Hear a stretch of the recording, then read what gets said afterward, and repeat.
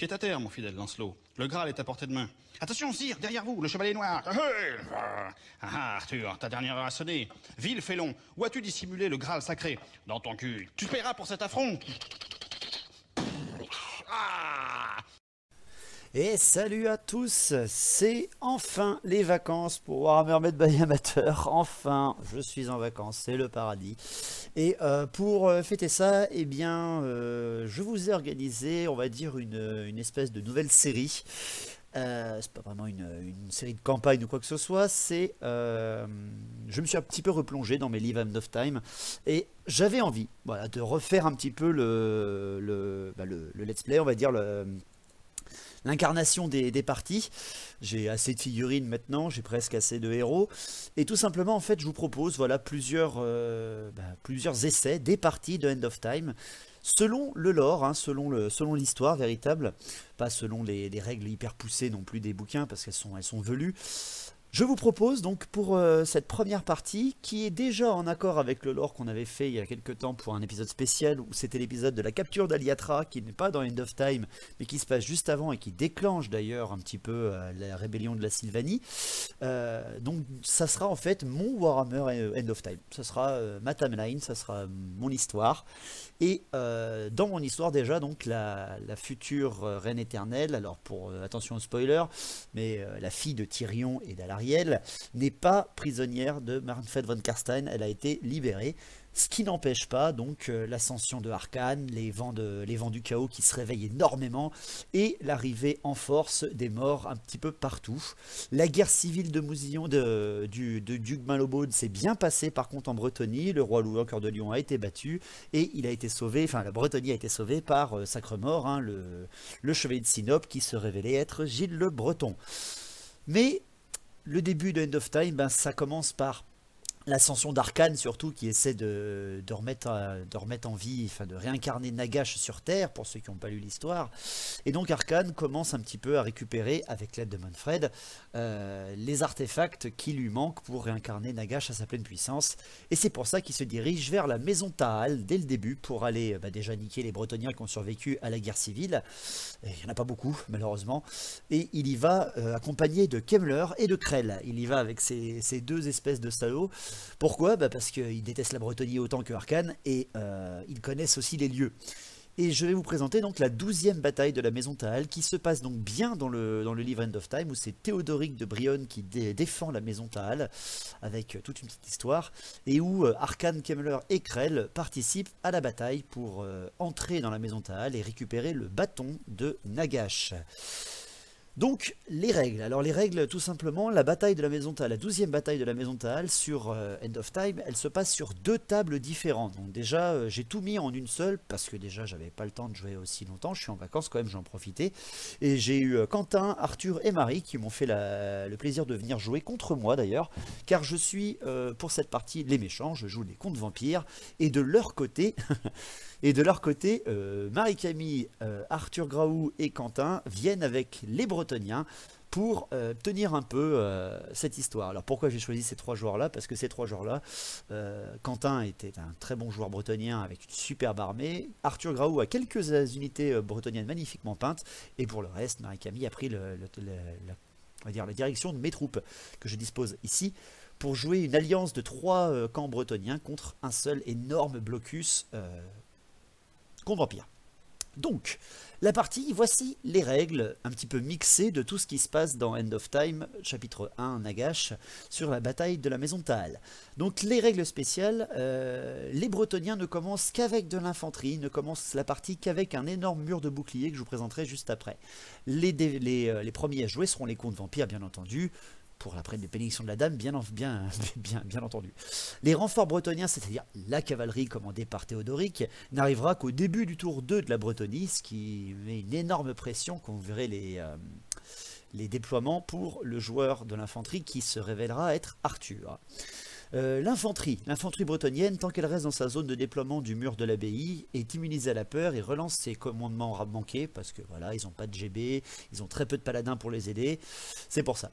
Et seuls les seigneurs comptent pour occuper l'enceinte de l'abbaye, vous comprendrez pourquoi, parce que bien entendu, l'abbaye de la maison Tahal est l'objectif principal de la bataille. Les règles apporter dans End of Time sur les deux tables de jeu techniquement, parce qu'il y a une table où il y a le mur de bouclier qui tient et l'autre table où les chevaliers attaquent. Eh bien, moi j'ai mixé les deux. Voilà, j'ai mixé les deux pour faire une énorme baston sur une énorme table. Donc les règles qui nous apportent par le scénario, c'est que les vents de magie sont tellement puissants en fait que de toute façon il y a eu plein d'attaques démoniaques depuis quelques mois avant l'attaque de la maison Tahal. Et les vents de magie sont tellement forts que le vent de la mort booste tous les morts vivants. Les contes vampires ont tous -1 à leur instabilité. Déjà ça c'est un énorme avantage. C'est comme s'ils étaient à côté d'une grande bannière pour être encore plus dur à les tomber au nombre. Ils ont également, tous les morts-vivants, ont +1 au lancement de sorts des arcanes vampiriques, ce qui est déjà aberrant vu que Kemmler est un enfoiré de magicien. C'est toujours quelque chose d'important à préciser. Également, Arcane est présent sur la table, mais il ne peut lancer ni dissiper de sorts. Voilà, c'est juste un personnage qui est là en objectif, parce qu'il est trop puissant, hein, faut l'avouer. Je ne l'ai même pas compté sur son Terreur des Abîmes, hein, parce que j'ai pas la figurine déjà, puis surtout, parce que c'est un peu aberrant d'avoir une énorme figurine d'une telle taille, avec plein de PV, etc., qui ne peut pas jouer techniquement, qui est un attrape rocher de trébuchet, faut l'avouer. Donc on a préféré voilà, le jouer à pied, parce que techniquement Nagash n'est pas encore en vie, enfin pas encore, si on peut dire, revenu, et donc ne peut pas donner à ses mortarques les fameux terreurs des abîmes magnifiques qu'il y a pour les nouvelles figurines. Également, les Bretonniens, bien sûr, ont des règles en plus. Théodoric a la haine de Arcane, parce que c'est quand même un petit peu le mec qui attaque tout le monde. On va dire que Arcane est là juste pour pousser les troupes en avant et ne fait rien d'autre. Les chevaliers bretoniens également, qui sont en fer de lance, ont un piétinement en charge. Ça, c'est très très très agréable pour les joueurs bretoniens. Hein. C'est un petit peu ce qu'ils auraient attendu pour leur mise à jour. Et enfin, en règle de End of Time, qui est vraiment la règle cheatée de la 12e bataille de la maison Tahal, c'est le sombre enchantement. Alors qu'est-ce qui se passe en fait, c'est que la magie de la mort est tellement présente, et Arcane plus Kemmler plus Krell qui attirent à eux les vents de magie, font qu'un sombre enchantement rôde un petit peu sur la maison Tahal. C'est d'ailleurs ce qui leur a permis d'attaquer aussi vite, et c'est représenté par ça. Au début de chaque tour, les joueurs, un joueur bretonien et le joueur contre vampire, lancent un des 6. Le joueur contre vampire, il a +4 de base, parce que les vents de magie de la mort souffrent beaucoup. Et le joueur breton a +3 si les sœurs d'Ancelius sont à 3 pas l'une de l'autre. Vous verrez qui c'est, ces 3 sœurs, ces 3 figurines de Damoiselle et Prophétesse. Si elles sont seulement 2 à 3 pas l'une de l'autre, c'est +2. Si elle est toute seule, c'est seulement +1. Voilà, c'est un petit peu, elles se mettent côte à côte, elles essaient de canaliser les magies et d'empêcher les morts de puiser dans ces vents. C'est sur un jet d'un des 6, le comte vampire a +4, le breton a +3 si les filles sont côte à côte. Si les comtes vampires ont quand même le plus grand chiffre, eh bien toutes les unités comtes vampires ont +1 des 6 PV, selon la règle de relever les guerriers tombés, bien entendu, de leur livre de règles. Donc imaginez, hein, même sans mage, je peux récupérer des PV si les sœurs d'Ancelius loupent leur jet.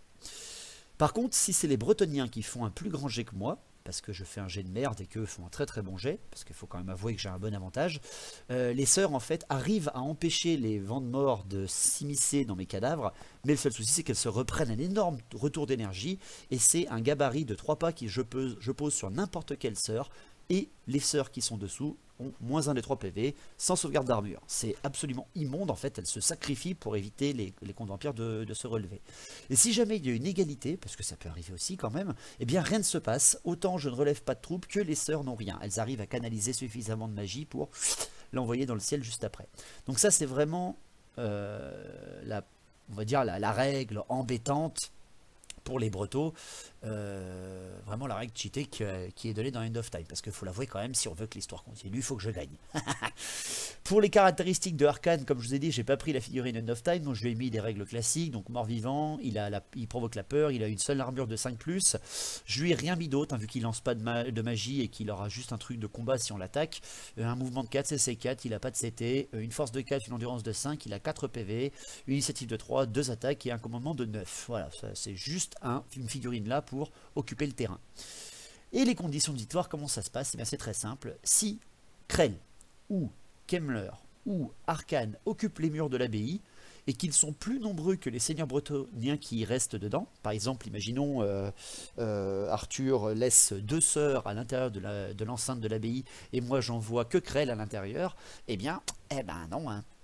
J'aurais perdu. Il me faut par exemple Krell et Kemmler pour gagner s'il y a 2 sœurs à l'intérieur. Si on est égalité, je gagne. Si on est plus, nous les contes vampires, je gagnerai. Après, j'ai que 3 seigneurs qui peuvent compter, Krell, Kemmler et Arcane. Je précise d'avance que Kemmler ayant une règle absolument cheatée pour ce scénario, c'est une règle qui lui permet de choisir au début de chaque tour d'être soit éthéré, soit un volant. Non, je ne vais pas lui autoriser à Kemmler d'être un volant, parce que quand vous verrez les zones de déploiement, je suis vraiment devant l'abbaye. Au tour 2, j'ai gagné. Alors c'est naze, quoi. Il faut bien que mon seigneur, s'il rentre dans les murs de l'abbaye, ou mes seigneurs, il faut que je sois donc égalité ou plus nombreux que les seigneurs bretons qui sont dedans, et il faut que je reste vivant, entre guillemets, jusqu'à la fin du tour. Si j'arrive à être à l'intérieur, à tuer même un seigneur qui m'attaque et à tenir la position, eh bien, c'est la victoire des contes vampires. Le futur Mortark, hein, que ce soit Krell, Kemmler ou Arcane, rentrera à l'intérieur et qu'importe son armée, il n'en a rien à foutre, hein, partira avec le bâton. Et si Arcane, Krell et Kemmler sont tués, c'est l'objectif des Bretoniens, ils gagnent. Voilà, parce qu'ils n'ont plus de danger, c'est comme ça que ça se passe. Donc voilà, c'est chaud, c'est très très chaud. Pourquoi? Parce que la table, vous la voyez, elle est comme ça, hein, j'ai essayé de faire un petit peu comme le veut le scénario, en comptant l'arrivée des Bretons qui suit derrière. Donc, le déploiement des Bretoniens infanterie, donc l'armée de Graou, hein, l'armée de Arthur, se déploie à l'intérieur du mur de bouclier bretonien. Comme je vous montre, hein, ils ont aménagé l'abbaye. Il y a une forte garnison quand même présente grâce à Théodoric, malgré la guerre civile. C'est d'ailleurs, il le précise bien dans End of Time, c'est une garnison que si elle serait sortie de la maison Thal et elle aurait aidé l'armée régulière de la Bretonie, ils auraient gagné beaucoup plus vite. Mais bon, ça c'est pas grave. Donc le déploiement du mur de bouclier bretonien se passera à l'intérieur de l'abbaye. Et leur but, c'est vraiment d'empêcher tout de suite que j'arrive.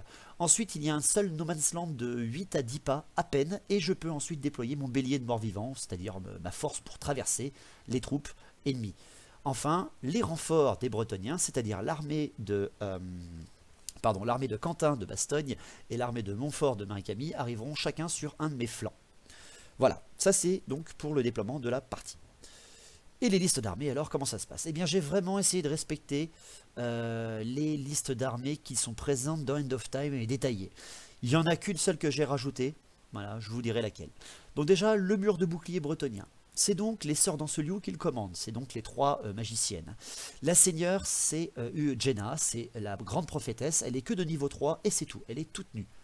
C'est quand même, vous allez voir, une grosse partie. Les héros, alors j'ai mis 2 paladins, un Marcus de Montfort et un Tancred de Bastogne, parce que c'est nos figurines préférées à Quentin et moi, et on a voulu les poser au milieu de nos hommes d'armes, parce que c'est plus classe. On a mis ensuite Alice d'Anceliou et Guéry d'Anceliou, qui sont 2 damoiselles de niveau 1, qui seront donc les 3 sœurs qui permettent de donner du boost aux dés, qui m'empêchent d'avoir des renouvellements de PV. En unité de base, 2 fois 20 archers de Bastogne et Montfort, 20 hommes d'armes de couronne parce que c'est ceux d'Arthur, et 2 fois 39 hommes d'armes, un de Bastogne, un de Montfort. C'est les unités qu'on a chacun pour faire vraiment de la couleur comme on le veut chez les Bretoniens.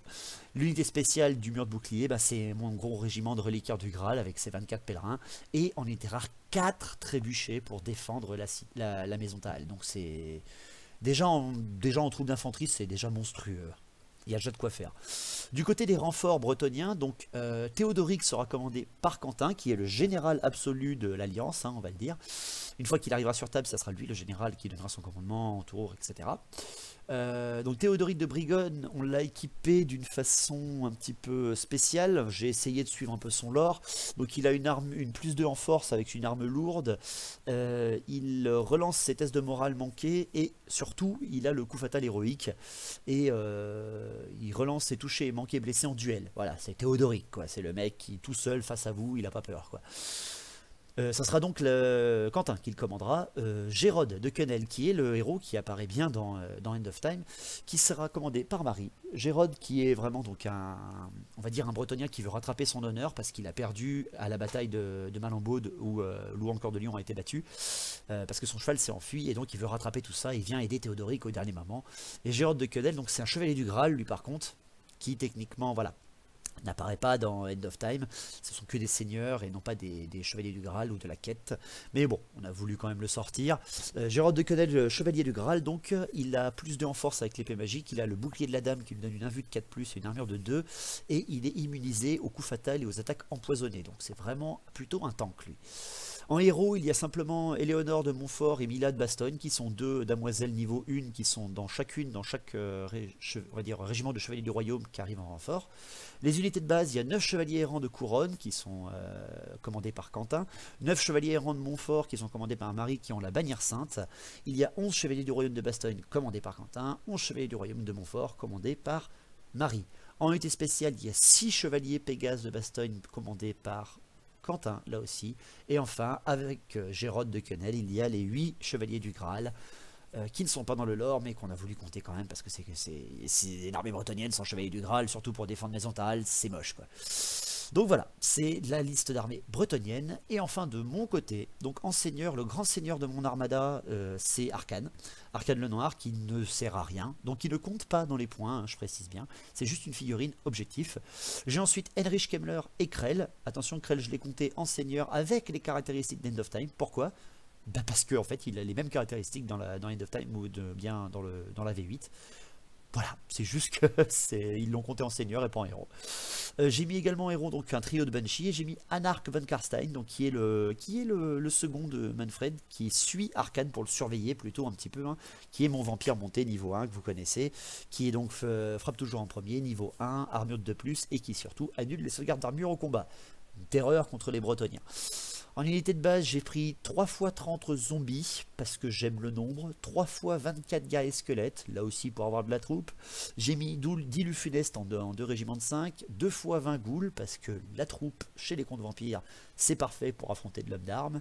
En unité spéciale, j'ai mis l'énorme régiment de 29 gardes des cryptes armes lourdes avec Kemmler, 9 chevaliers noirs avec Anark, j'ai mis 2 x 3 Vargeist, 5 émissaires d'outre-tombe, 3 nuées d'esprit, j'ai mis ensuite en unité rare 5 chevaliers de sang avec la bannière qui leur donne l'invulnérable de 4+ contre les tirs, un Terrorgeist full équipé, c'est-à-dire attaque empoisonnée et une explosion d'infesté quand il meurt, et la machine Mortis qui donne en plus, avec son grimoire blasphématoire, à 12 pas autour d'elle, plus 2 au lancement de sort des contes vampires. Donc voilà, il y a de quoi faire. J'ai pris 15 minutes pour vous expliquer la partie, mais c'était obligatoire. C'est une grosse partie à 4500 points des deux côtés. J'espère que vous avez tout bien compris pour ce qui est du commandement, des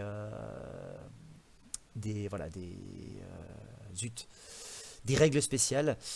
Je vous fais cette vidéo juste comme ça, voilà, pour que vous ayez un aperçu et pour que pas trop vous donner envie, en fait, pour vous donner envie. Vous me direz dans les commentaires si ça vous tente qu'on continue cette histoire, un autre lore de End of Time pour essayer de comprendre un petit peu ce qui se passe dans ce monde-là. Le déploiement pour finir, et après on commence cette fameuse partie.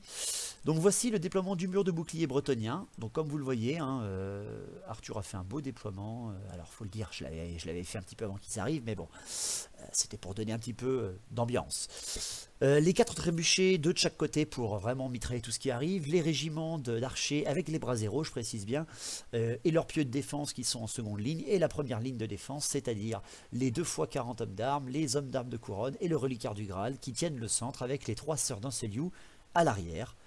Et donc moi j'ai dû me déployer intégralement et j'ai tout mis, comme le veut le lore de End of Time. J'ai mis mon bélier de morts-vivants, c'est-à-dire l'infanterie, les grosses troupes d'infanterie au milieu, vers la trouée du mur de l'abbaye, et j'ai mis mes rapides sur les côtés, car c'est comme ça que le veut le déploiement. J'ai mis donc mes loups funestes sur le flanc gauche avec mes cavaliers noirs, mes émissaires et un régiment de Vargeist. Sur mon flanc droit, j'ai mis mes chevaliers de sang, d'autres Vargeist, des nuées d'esprit, et au devant, j'ai mis mes zombies, mes ghouls, et mes gars et squelettes avec Krell, parce que c'est lui qui entame, on va dire, l'attaque. Et en ligne arrière, j'ai mis la Mortis, le Terrorgeist, j'ai mis 2 régiments de gars et squelettes, avec une Banshee chacun. J'ai mis Kemmler avec ses gardes des cryptes au fond, pour être sûr que quand il arrive, il défonce tout. La machine Mortis, c'est le Terrorgeist, et Arkane en plein centre. Donc voilà, les renforts bretoniens arrivent autour d'eux, donc on est parti. À la magie, c'est tout simple. Kemmler, il est maître des arcanes, donc il connaît tous les sorts des arcanes vampiriques. Tandis que les sorts d'Anceliou, Arthur a pris Jenna pour niveau 3 de la vie. Il a eu la chair de pierre qui donne plus 2 en endurance. Il a eu la régénération sur un régiment. Et il a eu les êtres du dessous. C'est ça qu'il a pris. De son côté, les 2 petites sœurs niveau 1 étaient des sœurs de la bête. Une a pris le primaire et l'autre a pris la transformation de Canon parce qu'elle l'a eu. Tu m'étonnes que c'est toujours utile d'avoir un putain de dragon sur table. Donc voilà, on est parti donc pour le premier tour de cette 12e bataille de la maison Taal pour End of Time. Alors le premier tour de la 12e bataille de la maison Taal. Je commence bien évidemment et je commence tout de suite par le sort, hein, c'est-à-dire les sombres enchantements. Les sorts dans ce lot ne suffisent pas pour contrer la puissance des vents de mort et l'armée intégrale reçoit plus 1 des 6 PV, ce qui n'amène pas grand chose à part quelques zombies de plus. Hein. Bah après on prend toujours. Pour ce qui est ensuite de la Mortis, qui sont reliquaires, qui invoque à 12 pas autour d'elle, elle fait le double 6, elle fait donc une explosion de force 1 sur elle-même, mais tout va bien, c'est de la force 1, je n'ai aucune blessure, et à 12 pas autour d'elle, tout le monde reçoit une régénération de 6+, c'est très utile. Le Terrorgeist passe donc à une régène de 5+. Pour ce qui est des charges, bien entendu, je n'en fais pas, parce que je suis quand même à 9-10 pas, je suis à une distance assez longue, j'ai pas envie de me mettre dans le tas, et puis il y a Krell au centre, et puis voilà, ils avancent tranquillement les morts vivants, on a le temps, hein. La mort est déjà passée, donc elle ne fera que revenir, c'est pas grave, on prend son temps, je reforme bien ce que je peux, et surtout j'occupe l'esprit de Arthur, là je l'écrase par mon ombre, j'ai quand même 4500 points de posée devant lui, ça impressionne. Donc mes troupes d'infanterie avancent vraiment au centre, hein. Je laisse vraiment les zombies, un régiment de 30 zombies et un régiment de 20 ghouls traverser au centre, on va dire, hein, commencer à provoquer les Bretoniens sur une seule et même ligne, parce que les zombies tout seuls vont se faire vite ploutrer, parce qu'il y a quand même du nombre en face, et les ghouls toutes seules se feraient trop vite tuer. Donc j'envoie du nombre, véritablement, j'envoie méga et squelettes en soutien derrière. Pourquoi? Parce que j'ai pas la place tout simplement. L'objectif c'est vraiment d'amener Arcane ou Kemmler ou Krell à l'intérieur de l'enceinte. Pour l'instant il a laissé les 3 sœurs à l'intérieur, soit je les tue, soit j'occupe le terrain. Mais rapide par contre pour le côté, se déplace au maximum bien entendu, le Terrorgeist, les Vargeist et les Chevaliers de Sang prennent le flanc droit, tandis que avec leur petit mouvement d'avant-garde, qui est très vite bloqué par le nombre qui est en face, les émissaires avancent, soutenus par les loups funestes derrière, et les Vargeist, et le souci c'est que ce sont mes chevaliers noirs, ils sont un petit peu à la ramasse, un arc, je décide finalement de lui faire le grand tour, parce que j'entends déjà galoper très loin, au loin à l'arrière de mes troupes, en me disant, ouais, peut-être que je devrais garder mes chevaliers noirs en soutien, au cas où les Bretoniens arrivent plus tôt que prévu. Je l'envoie donc plutôt sur mon flanc gauche, très loin d'Arcane, pour pas trop qu'il me surveille efficacement. À la magie, je fais 4 et 4, donc c'est pas trop mal, j'envoie donc 8 dés. Je tente déjà directement un poids des âges, parce que je suis avec Kemmler, Kemmler est quand même un enfoiré pour ça, il a beaucoup de sorts. Je tente donc sur Kemmler, sur les hommes d'armes de Montfort, le poids des âges avec Kemmler. Je le lance à 4 dés, et je commence par un irrésistible. Oh putain, ça commence très mal. Ne pas perdre tes seigneurs, David, avec des irrésistibles 2 ou 3. Non, ça serait très moche. Je fais heureusement seulement un irrésistible 5, juste avant qu'il explose dans les lames du chaos. Donc dans l'explosion, je perds 3 gardes des cryptes, Kemmler perd 1 PV, mais derrière après, mon poids des âges passe, et je crois que je tue 8 hommes d'armes déjà au premier tour, ce qui est vraiment très utile. Surtout que c'est un reste en jeu, ils vont devoir le dissiper et tout, c'est pas mal, c'est vraiment pas mal. Donc ensuite, je perds le reste de mes dés, hein, pour ce qui est de ma magie. Donc ça me fait vraiment chier. Première phase de magie, je perds 4 dés derrière. Ah, c'est con. Donc ensuite les tirs. Les tirs, les contes vampires, on sait qu'ils sont pas très bons pour les tirs, hein, mais ils ont quand même les cris. J'ai 3 Banshees, les Banshees de la Mortis, j'ai le Terrorgeist. Le seul souci c'est que j'ai avancé un petit peu vite et finalement je n'ai qu'un seul cri à faire pour cette partie. C'est ma Banshee qui est tout à droite avec ses zombies. Et je crie sur les hommes de Bastogne, hein, les hommes d'armes, et bon, dans le cri, j'en arrache 2. Voilà, bon, c'est toujours ça. Et ce qui me fait vraiment chier, c'est que mon Terrorgeist est trop loin, à 2 pas. J'ai mis mes chevaliers de sang trop près, en fait, comme un con. Et mon Terrorgeist, lui, n'est pas assez près pour crier. C'est pas grave, je le garde pour quelques chevaliers qui pourraient arriver après. Hein, voilà. Donc voilà pour mon premier tour, hein. C'est très rapide pour une 4500 points, c'est juste que voilà. C'est la première phase. Pour l'instant, il est en défensif et je préfère être prudent. De son côté, Graou, comment dire, se lâche. Hein, voilà, il est estomaqué, il faut l'avouer, hein, par le nombre qui est en face de lui. Donc il préfère en fait tout simplement charger tout de suite et prendre l'initiative. Il attaque avec ses 2 hordes. Il attaque avec ses 2 hordes dans mes zombies et mes ghouls. pour bloquer véritablement l'entrée. Parce qu'il a quand même des infranchissables un peu de partout, il a des statues qui bloquent un petit peu le passage. Si je veux passer avec toute mon infanterie, donc avec mes héros, il faut soit que je tue ces hommes d'armes, soit que je les envoie mes héros tout seuls. Et ça, c'est très dangereux. Il charge donc avec les hommes d'armes de Montfort sur son flanc droit et avec les hommes d'armes de Bastogne sur son flanc gauche. Il utilise après une simple reformation de ses troupes. Il voit déjà de la cavalerie arriver très très vite sur ses côtés. Il reforme ses hommes d'armes de couronne un tout petit peu sur son flanc droit pour espérer tenir face à une charge irrésistible, parce que les hommes d'armes sont quand même bien usés avec le sort. Et ensuite, il reforme ses reliquaires du Graal pour déjà bloquer l'arrivée des très nombreux volants et cavaliers lourds qui arrivent sur son flanc gauche. Il ne bouge pas ses archers parce que sinon il perdrait les pieds de défense, ce qui est quand même important à cette partie, et il prépare ses fameux trébuchets. À la magie, il fait 4 et 3, c'est pas mal non plus, et il me fait quand même 2 canalisations, donc c'est pas mal sur 3. Il arrive à envoyer sur ses hommes d'armes de Bastogne, donc qui a sur son flanc gauche, le +2 en endurance avec la chair de pierre que je n'arrive pas à dissiper derrière, c'est vraiment dommage pour moi. Et derrière après, il tente un +1 en force et en endurance sur ses hommes d'armes de Montfort, et il réussit à le passer avec surprise. Franchement, c'est pas trop mal. Alors que j'ai plus ça en dissipation avec Kemmler. J'ai un niveau 5, il a un niveau 3, il arrive à passer ses 2 premiers sorts. Tout simplement parce qu'il utilise quasiment en fait, tous ses dés pour lancer 2 sorts. Moi j'en ai que 4, je peux pas faire grand chose derrière. Pour les tirs. Alors. Les tirs du premier tour, c'est vraiment ce qu'il ne faut pas manquer pour cette partie avec les Bretoniens. Tu as quand même 4 trébuchets, tu peux tomber beaucoup de choses en face, tu as 40 tirs d'archers enflammés, il y a quand même des choses à faire. Donc déjà, le premier trébuchet de son flanc gauche tente de tirer en direction du Terrorgeist. Bien évidemment, ça faut pas le manquer, c'est obligatoire.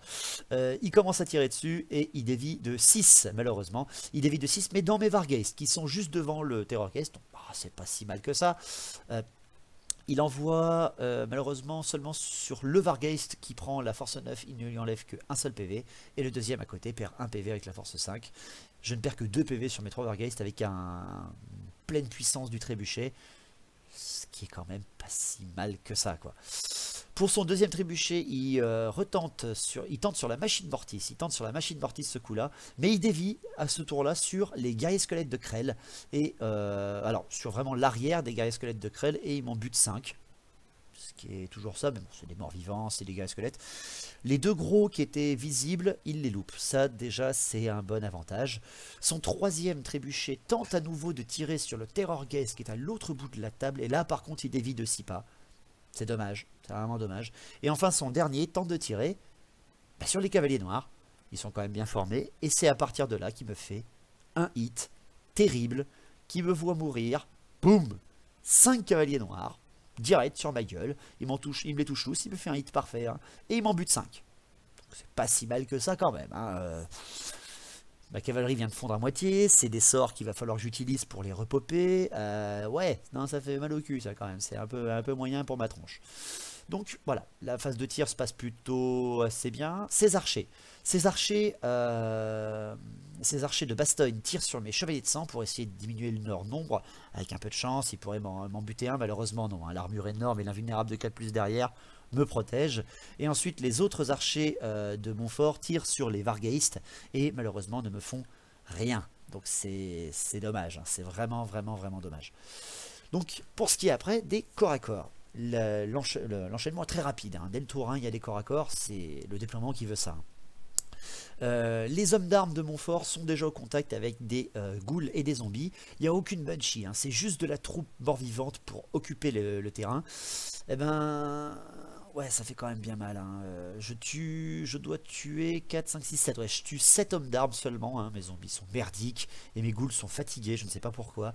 Par contre, après la riposte du paladin et derrière après des hommes d'armes, me bousille quand même une bonne petite dizaine de zombies et une quinzaine de ghouls, en comptant bien sûr l'instabilité en tout. Donc je perds le combat et avec mon instabilité, je perds 12 ghouls, c'est ça, et 10 zombies.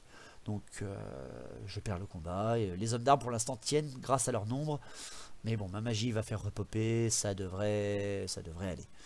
De l'autre côté, les hommes d'armes de Bastogne, qui sont déjà plus nombreux, tiennent un peu mieux, on va dire. Il n'en perd que 6, voilà, que 6. Lui, il peut pas les remonter, on va dire, c'est ça comme ça. Et avec, je prends quand même très cher dans la tronche au retour. Je perds de mémoire, ouais, je perds pareil, je perds 12 ghouls, idem. Je perds idem 12 ghouls, et il me tue à ce tour-là 11 zombies avec l'instabilité. Donc c'est pas mal. Les hommes d'âme en tout cas, voilà, en 1 contre 1 on va dire, contre des zombies ou des ghouls, avec, n'oublions pas quand même le bonus, le bonus des plus 2 en endurance ou des plus 1 en force et en endurance, les aide énormément, faut bien l'avouer.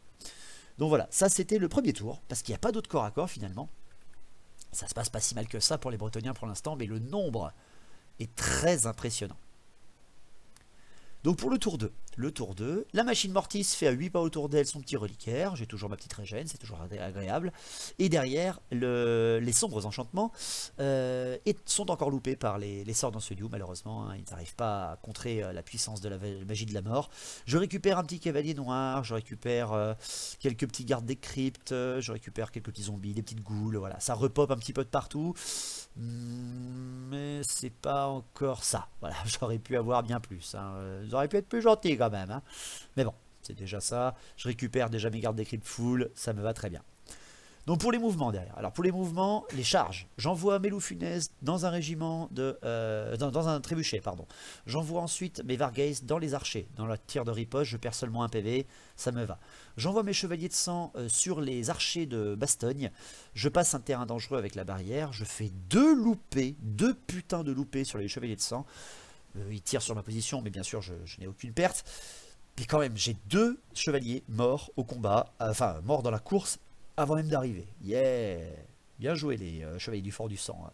J'envoie également mes Vargheists sur le trébuchet le plus à ma droite, pour apporter encore plus d'horreur à cette ligne de Bretoniens. Pour ce qui est des mouvements derrière, malheureusement je tâtonne un peu, je suis un peu bloqué par ce nombre. Je repositionne en tout cas mes Bunshees du mieux que je peux pour qu'elles puissent crier correctement, au moins dans les corps à corps. Les chevaliers noirs se repositionnent sur le flanc droit avec les loups funestes, sur le flanc gauche avec les loups funestes, soit pour balayer les dernières résistances d'hommes d'armes qui vont arriver après ces corps à corps, soit pour occuper le terrain.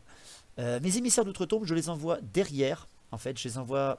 je peux pas les avancer beaucoup parce que mon général en fait il est loin. Donc je les avance de 8 pas. Je les mets entre les chevaliers de Montfort et les hommes d'armes de Montfort et les hommes d'armes de Couronne. Et je fais un peu une connerie en fait parce que je les place de flanc vers une charge. Je sais pas vraiment pourquoi j'ai fait ça. Je pense que j'ai voulu occuper le terrain sans vraiment faire attention aux hommes d'armes. J'avais oublié la règle d'instabilité quand même. Je suis un peu le con là, mais bon, c'est pas très grave. Pour ce qui est de ma machine Mortis, elle pousse un peu en avant, mes nuées d'esprit passent à travers la franchissable vu qu'ils sont éthérés et avancent encore une fois. Et tout ce qui est guerrier squelette et Krell par exemple, tâtonne un petit peu, essaie de commencer un petit peu à boucher les trous pour, dès qu'il y a une ouverture en corps à corps, s'enfoncer à l'intérieur et percer la ligne de défense des hommes d'armes. Donc voilà pour les mouvements. La magie. Alors la magie... La magie de ce tour là est assez sympa, elle fait 4 et 5, j'ai beaucoup de dés. Ils n'ont pas dissipé le poids des âges tout à l'heure, et ils perdent encore quelques hommes d'armes sur le régiment de Montfort, ce qui est toujours utile, surtout dans des corps à corps comme ça. Donc je tente un EEC, d'abord pour repopper un petit peu des ghouls et des zombies. Je tente un EEC et je suis dissipé derrière, c'est assez chiant avec Kemmler. Ça m'embête un peu. Ensuite, je retente un poids des âges sur non, je fais un... Pardon, je fais pas un EEC tout de suite. Je fais un Regarde Nagash sur les reliquaires du Graal et j'en bousille bien 5. Ensuite, je fais un poids des âges sur les reliquaires du Graal et je me loupe. Ce qui fait que derrière, après, je ne peux plus lancer de sort avec ce sorcier. Ce qui est assez con parce que c'est le seul que j'ai, à part un arc qui tente un petit Néec, mais qui ne passe rien du tout, c'est assez ridicule. Alors, heureusement que la magie de la mort m'aide, même comme ça je me loupe, quoi. Je suis un petit peu merdique pour ça. C'est un peu dommage. Ensuite, les cris. Alors, les cris, les tirs, c'est sûr que là, elles sont quasiment toutes à portée. J'ai 2 Bunshees qui peuvent crier dans les corps à corps des hommes d'armes. J'ai les Bunshees également de la machine Mortis, le cri du Terrorgage et tout ça. Le Terrorgage ayant reculé un petit peu avant, je peux faire quelque chose certainement. Donc j'ai quand même 2 Bunshees qui crient dans les hommes d'armes de Montfort qui sont au centre. Et je ne fais rien. rien du tout. Elles font que des 5 ou des 6 en termes en total, hein, avec leur plus 2, alors qu'ils ont un paladin commandement 8 à l'intérieur, donc c'est ridicule quoi. J'en vois également un cri de Banshee et un cri de la Mortis dans les hommes d'armes de Bastogne, et pareil, je ne fais que dalle, de la merde absolue. J'envoie un cri également avec mon Terrorgeist dans les hommes d'armes de Bastogne. Que dalle alors qu'il a plus 6 le mec. Enfin bref, c'est ridicule. Et la dernière Banshee tout à droite qui crie dans les archers de Bastogne qui affrontent les chevaliers de sang n'en tue que 4. Donc putain quoi, c'est nul. Nul. Donc après, j'ai déjà connu ma chorale bien plus puissante, hein. Je suis un peu déçu. Pour ce qui est des corps à corps, ben, les loups funestes. Les loups funestes qui affrontent le trébuchet. Ces deux loups funestes, j'en ai perdu un dans la charge à cause du terrain dangereux qui est juste devant avec la barricade. Donc on est à 4 contre 4. J'ai plus ça en force. Mais derrière, eh ben, on se fait de la merde. J'en tue 2 de son côté. Il me tue 1 de mon côté. Et c'est là que les Bretoniens tiennent avec leur test de morale relancé. C'est des nains, c'est des artilleurs nains, quoi. Ils en ont rien à foutre, quoi. Oh non, c'est aberrant. C'est vraiment aberrant. Je trouve ça vraiment dégueulasse. Donc, pour ce corps à corps là, c'est bloqué. Pour ce qui est des Vargeist qui affrontent par contre les archers bretoniens, bon là par contre, il n'y a aucune notion d'équitabilité. 3 Vargeist avec frénésie qui frappent dans 20 archers. J'en bousille 10, j'explose le nombre. Malgré leur test de commandement à relancer, ils se loupent, ils s'enfuient, je les rattrape et je poursuis dans le trébuchet derrière. Les Vargeist percent la ligne, ça c'est parfait. Pour ce qui est des hommes d'armes de Montfort, qui ont toujours le plus en force et en endurance, qui affrontent mes zombies et mes ghouls, eh bien, le combat se passe moyen encore une fois, hein. Leur bonus les aide beaucoup, je perds une dizaine de zombies et il me reste plus que 5 ghouls à la fin du corps à corps et à la fin de la stabilité. Ça va me faire mal au cul si ça continue comme ça. Pour ce qui est des hommes d'armes de Bastogne, compte pareil, des ghouls et des zombies, bah ils tiennent. Franchement les gars ils tiennent, hein. J'ai tué chez les Montfort encore 5 mecs à peu près. Chez les Bastogne ce coup là j'en tue beaucoup moins, j'en tue à peine 4. De leur côté ils m'en tuent encore une bonne petite dizaine dans les zombies. Ils me tuent 5-6 ghouls. Heureusement que le paladin, voilà, il n'est pas au fond de sa max de sa forme, il tient quand même très bien, hein. Ça fait mal, ça fait quand même pas mal de... Enfin, pas trop de dégâts, pas mal de dégâts quand même. C'est assez impressionnant. Les chevaliers de sang. Les chevaliers de sang que je connais comme étant une des meilleures cavaleries offensives dans de l'infanterie. C'est vraiment des mecs hyper bourrins, 4 attaques ou 3 attaques chacun. C'est des monstres de corps à corps, force 7 en charge. Sauf que là, j'en ai perdu 2 dans la charge et il y a des pieux de défense. Et je sais pas quoi, mais sur les 3 et 3, 6 et 3, 9 et 1, sur les 10 attaques contre des archers bretoniens, j'en tue 2. What? J'en tue 2, c'est ridicule. J'en tue 2. Eux derrière après, bah, ils tiennent, il n'y a pas de souci les mecs. Alors ils tiennent, pas parce qu'ils m'en tuent, hein, du tout. C'est juste que les mecs, ils tiennent. Ils font un test de commandement et ils font un 3. Sérieux les mecs, mais comment vous tenez quoi? C'est impressionnant, les archers tiennent au combat d'une façon assez jolie et rocambolesque, on va le dire. Tandis que mes Vargeist de l'autre côté, pour terminer le corps à corps, bah, roulent sur le trébuchet bien entendu. Et je décide de ne pas les faire poursuivre en frénétique, parce qu'ils ils peuvent pas poursuivre quelqu'un qui s'est enfui, parce qu'ils les ont tous tués. Donc je préfère plutôt les reformer, soit pour charger de flanc les archers au prochain tour, soit pour charger le trébuchet, soit aussi, faut pas l'oublier quand même, pour attaquer les sorts d'Anceliou qui sont à l'intérieur de l'abbaye. Donc voilà, c'est la fin de mon tour 2. Je n'ai pas percé la ligne, mes troupes commencent un petit peu à s'entasser. Et c'est à partir de là qu'on entend au loin les corps de renfort et qu'on entend arriver les Bretoniens, les chevaliers. Dans mon dos apparaissent toutes les troupes montées de l'armée de Théodoric, et je peux vous assurer qu'à ce moment-là, la table est déjà magnifique, certes, mais elle est beaucoup plus oppressante quand vous êtes à 1 contre 3. C'est très très beau, hein. Franchement, l'arrivée des Bretons est tout à fait épique à ce moment-là du jeu. L'armée de Quentin, constituée donc de Théodoric, de ses chevaliers du royaume, de Pégase et de chevaliers errants, sur mon flanc droit, et l'arrivée de Marie-Camille avec Gérode, ses chevaliers du Graal, ses chevaliers errants et ses royaumes, se positionne et se prépare à me charger au tour 3. Ils ne peuvent pas charger tout de suite en arrivant, bien entendu. Ils arrivent de bord de table et ils s'avancent pour pouvoir être correctement placés. C'est très impressionnant. Ça fait vraiment très très peur. Pour ce qui est des charges, déclaration des charges, parce que Arthur continue à tenir la ligne au moins du mieux qu'il peut, il envoie ses hommes d'armes dans le flanc de mes émissaires, il a tout à fait raison, c'est moi qui ai fait une connerie, et il envoie son énorme groupe de reliquaires dans le flanc de mes chevaliers de sang. Ça va faire mal, et surtout il bloque véritablement l'accès à mes héros, en tout cas sur l'entrée de l'abbaye. Il faut que je perce le centre pour passer, ou alors que je perce les côtés. Pour l'instant tout est bien maintenu. Pour ce qui est des mouvements, eh bien, les chevaliers se positionnent d'une façon en tenaille, bien évidemment, c'est la Bretonie qui arrive à pleine vitesse. Hein.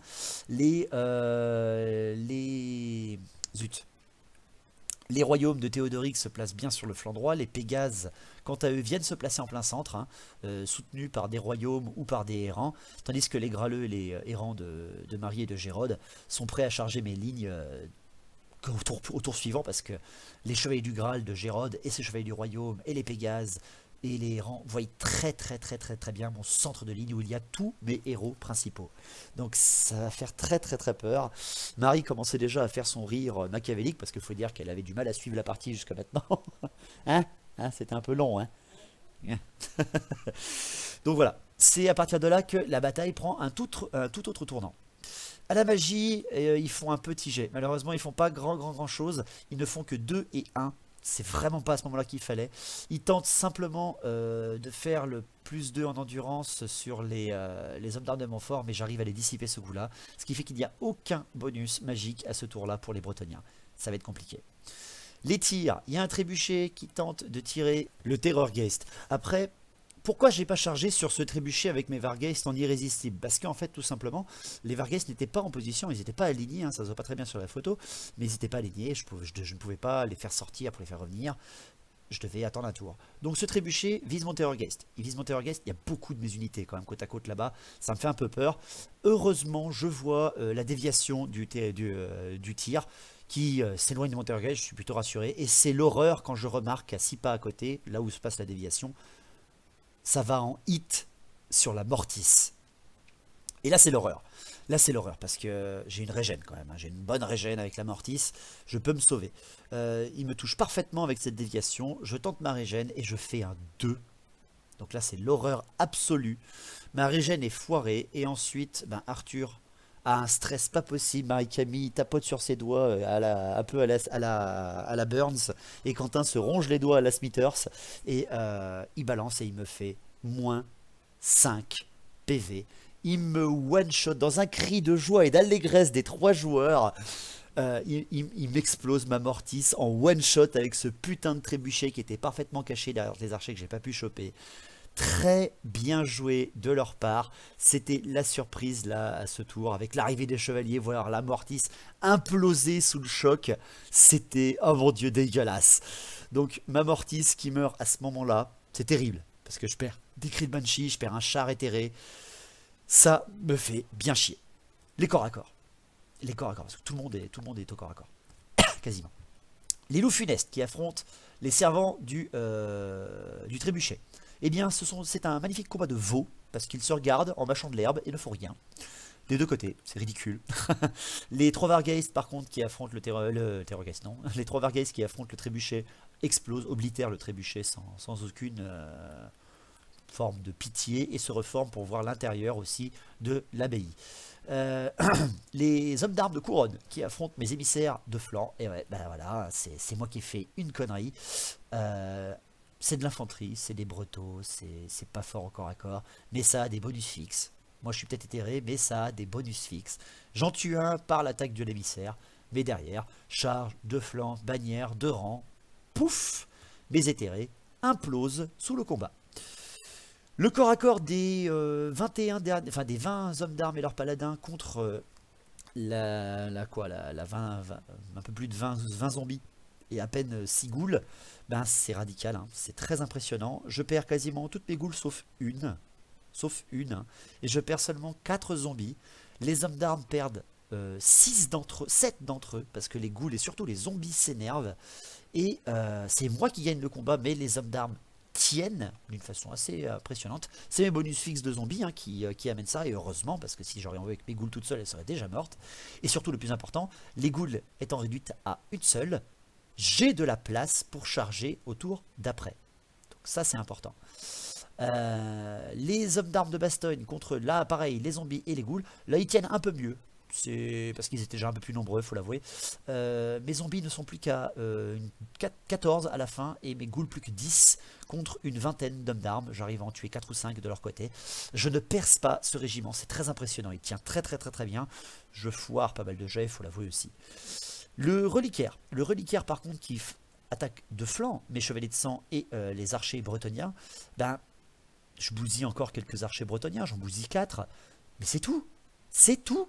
Et les reliquaires du Graal, bah, ils ont une invulnérable, ils sont quand même assez costauds. Bon, ils frappent pas fort, ça c'est sûr. Ils me font rien, mais c'est l'instabilité qui me fait très mal. J'avais 3 chevaliers de sang, ils me chargent de flanc avec 3 rangs complets. Bah, heureusement que j'ai le -1 pour l'instabilité avec la règle, parce qu'il me reste plus qu'un seul chevalier de sang à la fin du corps à corps.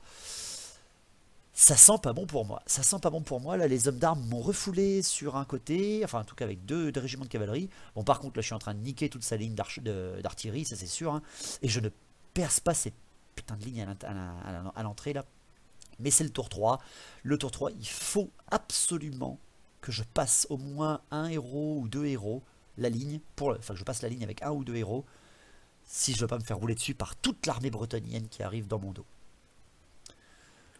Donc le tour 3. Le tour 3, eh bien, les vents de magie, le sombre enchantement, se passe encore pas si mal pour moi. Hein. Je regarde à peine quelques zombies ou quoi que ce soit. J'arrive pas à repopper en fait d'unité, c'est quand même impressionnant. Enfin, je repop pas d'unité, si, mais seulement une troupe ou 2 à peine. C'est vraiment pas grand chose. Donc, j'ai quelque chose à faire là d'important. Il faut que je m'occupe de tout ce qui arrive. Déjà, les déclarations des charges. Mes Vargeist. J'ai un régiment de Vargeist qui fonce à l'intérieur du manoir pour tuer une des sœurs d'Ancelioux. Celle qui en plus peut se transformer, peut avoir la transformation de Cadon. Donc, direct, je les envoie. Elle ne succombe pas à la terreur et elle arrive au combat.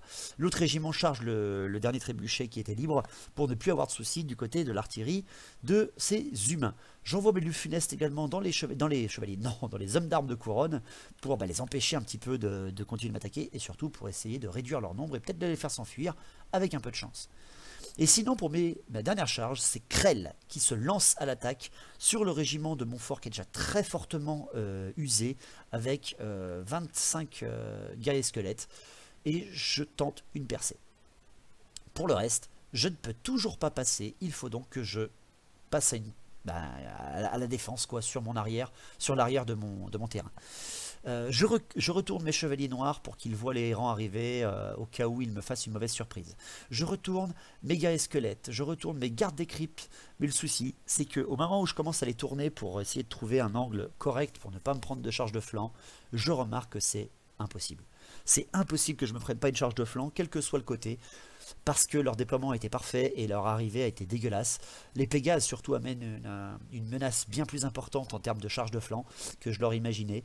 Je me mets donc en face de Gérode et de ses chevaliers du Graal parce que c'est eux qui vont certainement me faire plus mal. Et j'ai en face de mes gardes des cryptes qui sont quand même une trentaine avec Kemmler, faut pas oublier, hein, des chevaliers du Graal, des chevaliers du Royaume et sur leur flanc des Pégases, ça me fait un peu peur. Je reforme également mes guerriers squelettes avec une Banshee face aux errants. J'envoie mon Terror Gaze très loin à l'arrière. Enfin, pas très loin à l'arrière, mais je l'envoie du mieux que je peux parce que j'ai bougé Arcane un petit peu sur mon flanc droit, derrière le corps à corps de Bastogne, parce que je finirai par le gagner à un moment ou à un autre, pour permettre au Terror Gaze de faire 20 pas. Parce que sinon, il n'en faisait que 10 et il était à portée de tout le monde. Donc, je l'envoie à l'arrière déjà pour menacer les Bretoniens et surtout pour faire un cri immonde et dégueulasse dans les chevaliers de Bastogne de Théodoric. Dernière charge, non, j'ai plus rien. En mouvement, j'avais envoyé mes nuées aussi en arrière pour bloquer les arrivées des chevaliers. Parce que quand même, faut pas déconner, il va falloir que je les arrête tout de suite ces nuées, sinon je vais avoir très mal au fion. Donc voilà, c'est un petit peu impressionnant en termes de bataille à ce moment-là. Je commence à être vraiment dans la merde. Il faut que je passe. En fait, c'est simple, il faut que je passe. À la magie souffle bien. La magie souffle bien, par contre, à ce tour-là, je fais 9 dés de pouvoir et j'arrive à passer les sorts que je désire. C'est-à-dire déjà, je tente une une danse macabre à 12 pas autour de Kemmler pour que Krell, les zombies, les guerriers squelettes, les gardes des cryptes puissent relancer leur jet pour toucher manqué. Je réussis ce sort, je décide de ne pas avancer les gardes des cryptes de quoi que ce soit vers les chevaliers, je ne vais pas leur faciliter la tâche non plus, mais bon, j'arrive déjà à lancer ce sort qui n'est pas dissipé derrière. Et ensuite, je tente le relancer pour blesser manqué, là aussi à 12 pas autour de Kemmler, parce qu'il faut bien quand même que je me défende, vu tout ce qui m'arrive vers moi, et j'arrive à passer aussi ce sort sans être dissipé avec mes 4D et 5D. Donc pas mal, pas d'irrésistible, tout se passe plutôt bien pour cette magie. J'utilise peut-être un petit peu trop de dés, mais je veux vraiment pas louper mes sorts de boost en fait. Les cris. Les cris de toutes les Banshees, c'est-à-dire la Banshee de mon flanc droit qui a chargé, d'ailleurs j'ai oublié de le dire, dans les archers avec ses zombies, crie dans les archers et ne fait rien. C'est quand même chiant à dire. J'ai ensuite une autre Banshee qui crie dans les Pégases. Rien ne se passe. Et j'ai ma troisième Banshee qui crie dans les Graleux et rien ne se passe. Non mais sérieusement, faut arrêter de déconner. C'est à partir donc de ce moment-là que je prends mon Terrorgeist. Le Terrorgeist, bordel de merde, faut peut-être pas pousser les mamies dans les orties, mais voilà. Hein. Je décide de crier dans les Chevaliers Errants. Et j'en tue que 2. Sérieux, les Chevaliers Errants de Couronne, ils ont un commandement, bah super, il y a Théodoric avec 9 à côté, j'en tue 2. J'ai plus 6, putain. Comment je peux louper ça, quoi. Enfin bref, c'est aberrant, c'est vraiment aberrant. Enfin bref. Donc pour ces cris malencontreux et magnifiques, mes corps à corps, enfin les corps à corps, pardon, pas mes corps à corps, les corps à corps des loups funestes contre le trébuchet, Marianne. Il y a encore, je crois, oui c'est ça, j'en tue un, et lui il ne me fait rien. Et le mec tout seul tient, parce que voilà, c'est un ingénieur nain en fait, quoi, le pouilleux. C'est impressionnant, quoi. Il tient d'une façon absolument parfaite. Je ne peux rien faire, pour ce tour-là en tout cas. Ensuite, bah, c'est quand même moi qui choisis l'ordre vu que c'est mon tour. Les hommes d'armes de Montfort qui affrontent ma vingtaine de zombies, ma dernière goule et surtout les guerriers squelettes de Krell et lui-même. Je prends d'abord ce corps à corps parce qu'il il jouera sur le corps à corps suivant. Krell arrive, c'est sûr.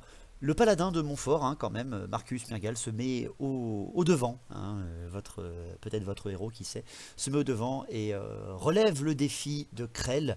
Alors Krell est un enfoiré en défi, hein, c'est une horreur absolue. Le défi se passe d'une façon nulle, mais vraiment nulle pour moi, quoi. Krell arrive à enlever un PV au corps à corps alors qu'il fait un des 3 PV de blessure, il a le coup fatal, etc. En fait c'est surtout que c'est Arthur qui commande ce paladin, arrive à me faire des sauvegardes de la dame magnifiques, et derrière après il m'enlève un PV sur Krell parce qu'il a les nerfs, le gars. Vraiment, il est vraiment méchant. Il s'énerve un petit peu, le paladin. Par contre, après, derrière, ces hommes d'armes se font entièrement bousculer par les guerriers squelettes et les zombies. C'est très très simple, en fait. Je perds que quelques squelettes. Ma goule meurt et à peine 5 zombies meurent. Mais derrière, après, j'arrive à arracher presque 9 hommes d'armes avec toutes mes attaques. Ce qui me permet en fait de faire s'enfuir ce régiment. Le paladin en fait voit tous ces hommes courir derrière lui. Krell relève sa hache et le découpe une dernière fois, parce que si vous sauvegardez des attaques avec l'armure de Krell, ça rebalance une attaque sur le paladin et ça finit par le tuer. Et je poursuis en fait en charge irrésistible avec les zombies et les guerriers squelettes. Alors les zombies sont bloqués par les loups funestes, mais les guerriers squelettes avec Krell rattrapent les hommes d'armes et entrent en contact dans le flanc des hommes de couronne qui affrontent les loups funestes. Ce qui fait que Krell a percé la ligne dès qu'il arrive au corps à corps, comme dans le lore d'ailleurs, hein, comme dans l'histoire, d'une façon assez magique. Je continue avec le corps à corps justement des hommes de couronne avec les loups funestes et Krell.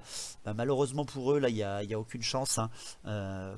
J'en tue en tout. Déjà les chiens font les loups font un perfect. Ils font un perfect, ils en tuent 5 chacun. Enfin 5 chacun, non, ils en tuent 5 à eux. Il y a un loup qui meurt dans la riposte, mais derrière après Krell et ses squelettes exterminent presque les 3 quarts du régiment et les font s'enfuir. Les loups les poursuivent, tandis que Krell lui se reforme et les loups les rattrapent. La sœur d'Anceliou qui se fait choper par quand même 3 Vargeist. Malheureusement pour elle, elle a aucune chance. Et elle meurt au combat, hein, sans pitié, ça c'est sûr et certain. Hein. de ce côté-là, pour moi en tout cas. Donc là pareil, les Vargheist étant frénétiques, je les envoie au combat, ils la tuent, mais ils sont bloqués par les décors derrière, ils ne peuvent pas attaquer la grande prophétesse, ne peut pas attaquer Jaina. Ce qui me bloque un petit peu quand même, là, ça me fait un peu chier, mais bon, je les reforme surtout pour voir tous les chevaliers qui arrivent et essayer de tenir la ligne de l'autre côté. Les zombies et les ghouls qui affrontent la dizaine de derniers de Bastogne avec leurs paladins, bah, n'arrivent pas à percer. J'arrive pas à percer la ligne, hein, c'est impressionnant. Il doit en rester 4 ou 5 à la fin des hommes d'armes, mais pour mes zombies, il en reste à peine une dizaine, et mes ghouls, là aussi, 8 ou 9. Les hommes d'armes tiennent à ce corps à corps d'une façon vraiment, vraiment impressionnante. Le corps à corps également de mes zombies. Mes zombies qui attaquaient en renfort avec le chevalier de sang contre les archers et le reliquaire du Graal, ben les zombies arrivent à faire suffisamment de dégâts aux archers pour qu'ils s'enfuient et ils les rattrapent d'ailleurs, hein, ils les rattrapent au combat, entrent en contact avec le trébuchet qui est au combat avec les Vargheist derrière, parce qu'ils sont libérés du corps à corps les zombies. Par contre le chevalier de sang tient, parce que là j'ai gagné le combat, faut l'avouer, mais c'est surtout aussi que le reliquaire tient contre lui, et là mon chevalier de sang se retrouve tout seul contre tout un reliquaire du Graal presque à full. Donc ça me fait très très mal au fion, tandis que le dernier trébuchet derrière avec les Vargheist explose avec l'aide des zombies. Donc voilà, c'est un petit peu la mauvaise surprise là, enfin il y a quand même pas mal, hein. J'ai percé, hein. Tout le flanc gauche est mort, ça y est, il ne reste plus qu'un trébuchet qui affronte mes 3 loups funestes, le flanc droit aussi est percé, il ne reste plus que le reliquaire et quelques gars de Bastogne, le couloir est ouvert, le seul souci c'est que là c'est au tour des Bretons. J'ai percé hein, au tour 3, c'est-à-dire au bout de 2 tours j'ai percé quoi, c'est pas mal, mais putain il y a tous les chevaliers qui arrivent quoi, donc ça va pas être pareil. Mes Vargheist sont un petit peu bloqués soit par les décors, soit par les propres troupes, hein. Par exemple les zombies bloquent les autres Vargheist, donc je pourrais même pas les reformer. Ça me fait un peu chier là, ça commence à me mettre un petit peu dans l'embarras. Et c'est à partir du tour des Bretoniens que je vois vraiment l'horreur, parce que c'est là que tous les chevaliers déclarent leur charge. Donc tour 3 des Bretons, les charges des chevaliers. Alors... Allons-y pour la piqûre sans vaseline. La charge des chevaliers est tonitruante. Déjà, les chevaliers errants de Montfort, de Marie et de Gérode donc chargent dans les chevaliers noirs. Pourquoi? Parce que déjà l'impétuosité, ils s'en ont rien à foutre, ils y vont direct. Et surtout, ils ont plus en force, ils peuvent essayer de renverser. Moi derrière après, je les attends un peu parce que j'ai quand même un arc qui est très offensif. Frappe de jouer en premier, etc. Ça peut être pas mal. Les chevaliers errants de Couronne également chargent dans les guerriers squelettes avec la Bunchy, parce que voilà, c'est toujours un peu mieux quand ils peuvent taper dedans. Et c'est là que l'objectif de la partie m'échappe un peu. Parce que j'ai mis Arcane en position pour qu'il puisse permettre au Terrorgeist de faire ses 20 pas, mais je l'ai mis sur la trajectoire de charge de Théodoric et de tous ces chevaliers du royaume. Franchement, je ne l'ai pas fait exprès ou quoi que ce soit pour aider Quentin. Ou quoi. Non, je l'ai placé là. Et quand il l'a placé, lui après ses chevaliers, il l'a mis en position, Théodoric. Et c'était immonde à voir en fait, parce que à partir de là, qu'est-ce que vous voulez que je fasse quoi?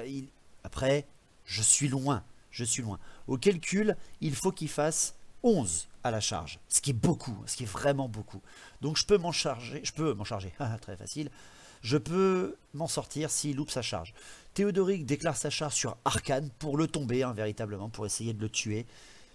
Et il me fait le 11. Quentin me fait le 11 de la charge. Il charge donc à 19 pas. Une charge tonitruante de Théodoric et de tous ces chevaliers du royaume sur Arcane, dans le dos, l'horreur absolue. De plus, pour bien m'en mettre plein des fouilles, Marie, avec Gérode, ses chevaliers du Graal, plus les chevaliers du royaume, plus l'aide de Quentin avec ce chevalier Pégase, charge le régiment de garde des cryptes de Kemmler.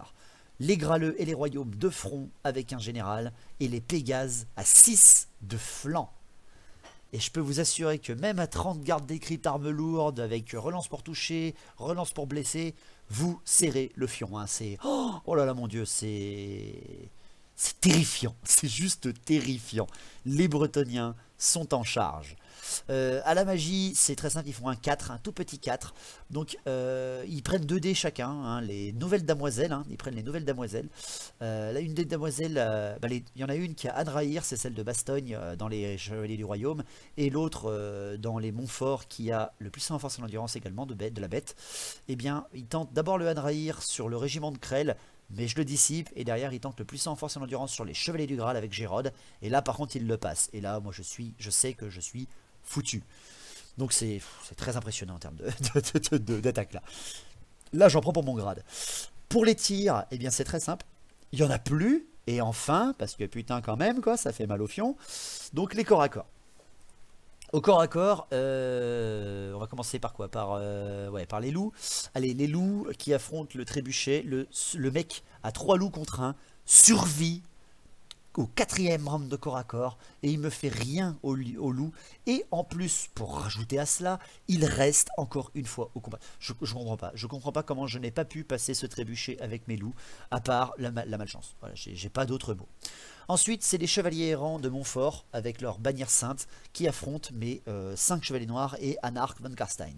Alors déjà, Anarch, avec sa frappe toujours en premier, avec ses 4 attaques, il fait 3 blessures, hein, d'ailleurs, il fait 3 blessures, annule sauvegarde d'armure, et Marie, avec ses jets de dés très connus, en sauvegarde 2 sur 4.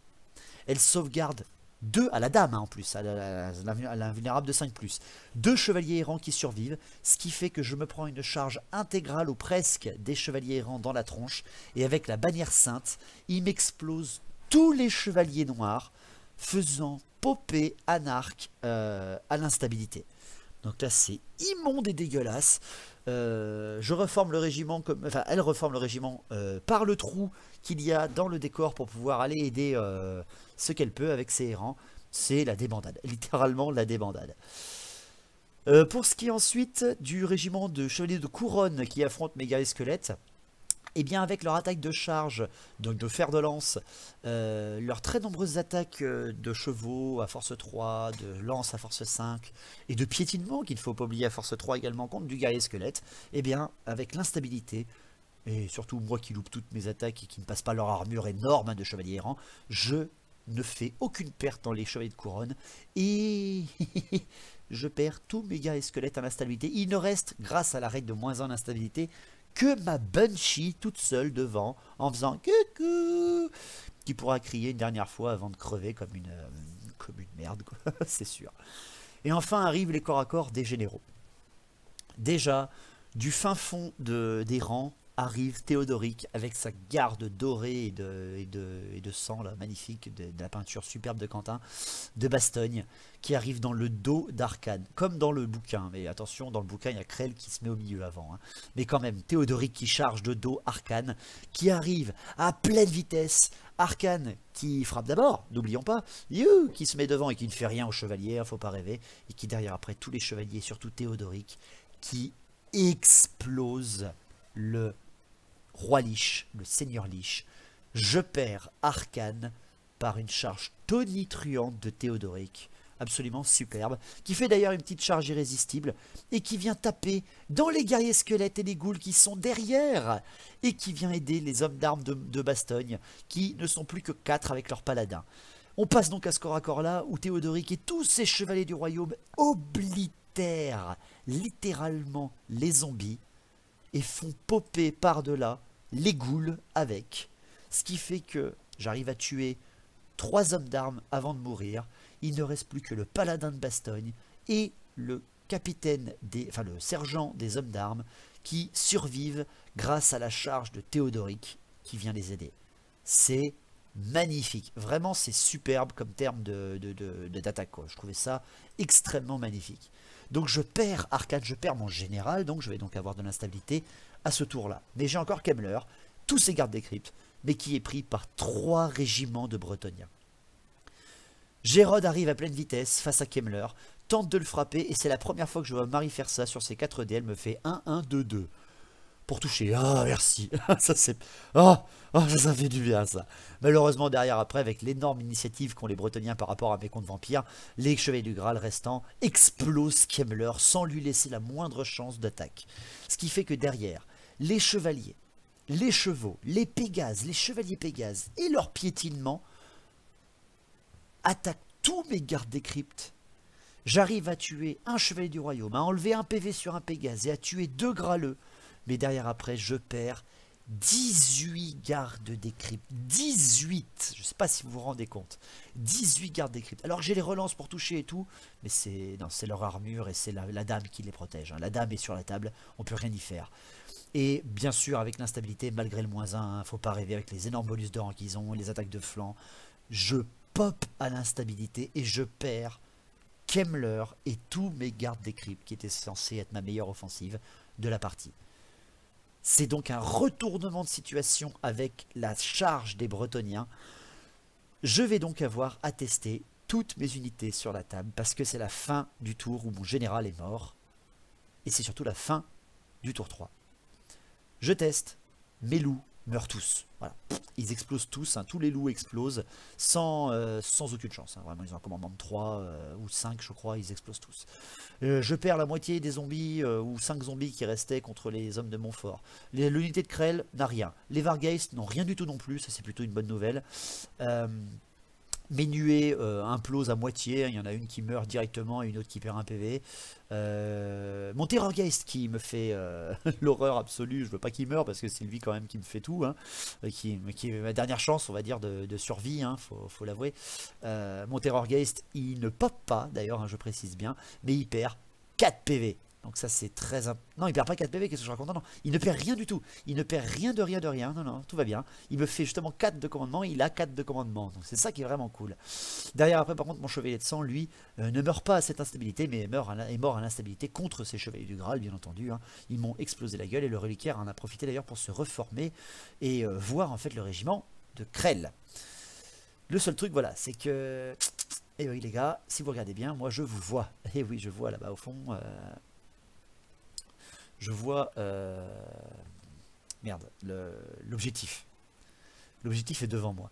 Donc je peux m'en sortir si je passe à travers les sœurs que Arthur m'a mis devant le nez, hein, pour me bloquer. Je recommence donc mon tour 4. Le seul souci c'est que je dois retester à nouveau ce tour-là. Et heureusement pour moi, je ne perds que des guerriers squelettes et des zombies. C'est tout, les guerriers squelettes de Krell n'ont rien, les Vargeist n'ont rien, et même le Terrorgeist, s'il vous plaît, n'a rien, encore une fois. Je perds encore par contre des nuées, hein, de quelques-uns de mes PV de mes nuées. Donc qu'est-ce que vous voulez que je fasse avec tout ça? Les Bretoniens sont tous derrière moi, je n'ai plus vraiment de régiment sur table, hein, faut l'avouer. Les sœurs dans ce lieu se sont mis en reformation. Au tour d'avant. Arthur a utilisé un petit peu la technique de la reformation pour empêcher Krell en fait de foncer en direction de l'objectif. Voilà. C'était bien tenté, c'est moi un petit peu qui lui ai dit de faire ça, pour éviter de plier, on va dire, le scénario un peu trop vite. Krell est à portée, hein, du mur, il faut juste qu'il passe à travers des unités. Le seul truc, c'est que c'est le début d'une partie, c'est le début d'un tour, je veux dire, pardon, et c'est le début d'un tour, c'est donc les sombres enchantements qui frappent, et là, ce coup-là, les sœurs arrivent, s'il vous plaît, à m'arrêter. Elles arrivent à stopper le boost en fait d'énergie. Ce qui fait que je ne peux récupérer aucun PV sur mes unités, mais peu d'unités qui restent. Mais ça veut dire que les sœurs dans ce lieu prennent sur celle que je désire. Il y en a une qui est morte, les sont 2 côte à côte. Et oui, donc je peux placer le gabarit de 3 où je veux. Je le place sur la sœur qui est la plus éloignée des deux. Ce qui fait que je touche seulement les 2 sœurs dans ce lieu. Et c'est très simple. Celle qui est en face de Krell, qui est la grande prophétresse, perd 2 PV, il lui en reste un seul. Et celle qui est derrière, celle à qui j'ai mis le gabarit dessus, meurt directement par moins 2 PV. Ce qui fait qu'il ne reste qu'une seule prophétesse niveau 3 avec 1 PV face à Krell et à tous ses guerriers squelettes. Le seul truc, c'est qu'elle s'est reformée pile pour elle pour que si je la tue et que je pars en charge irrésistible, je pars en dehors du mur d'enceinte. Et si je reste sur place, je me prends les reliquaires de flanc. Donc c'est une très bonne reformation de Arthur.